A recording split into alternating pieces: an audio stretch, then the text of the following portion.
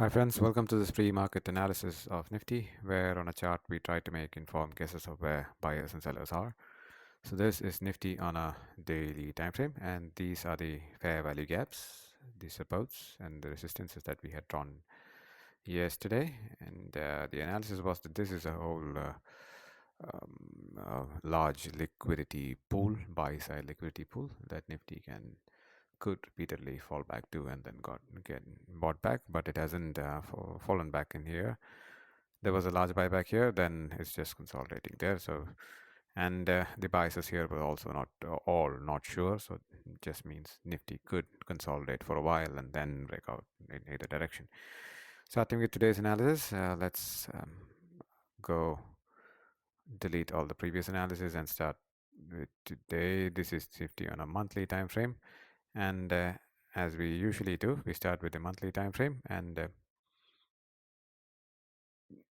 the bias on Nifty is not sure. Why is it not sure? There are no lower highs to make it bearish or no higher lows to make it bullish. So this is just consolidating Nifty. So that's it. That's that. And there are two important levels to watch out for on a monthly time frame. This is where the sellers are and this is where the buyers are. This swing low and this swing low. So that's that. Let's keep it simple. This is Nifty on a weekly time frame. On a weekly time frame, the bias is not sure. Why is it not sure? Ideally, this is a bearish bias. That means it has a lower high, a lower high, and a lower high. But then on an ideal scenario, this high should have been protected. But here you see this has been taken.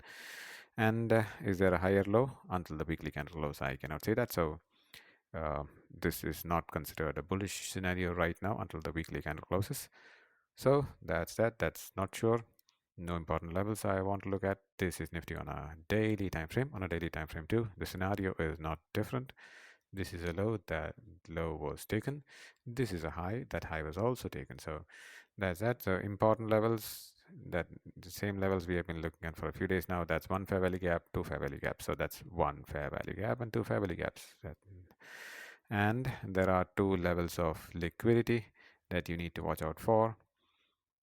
They are on a buy side. These are two levels of liquidity you need to watch out for: 23,500, 23,400. So these approximate levels that I'm talking about. That the actual lines are 23,515 and 23,425. So why are they important? Because these are swing highs inside these fair value gaps. Those are like strong liquidity pools. And if Nifty decides to go up, then the next target is this. That's 24,500. So that's that on a daily time frame. On an hourly time frame, again there is no bias. A low is taken, a high is taken. On an hourly time frame, there is a bias. This is a swing high. This is a swing high, and this is a lower high. So on an hourly time frame, there are a few fair value gaps created, and it's become bearish. That's it. Once again, I am not a certified analyst. I do this only for educational purpose. Thank you.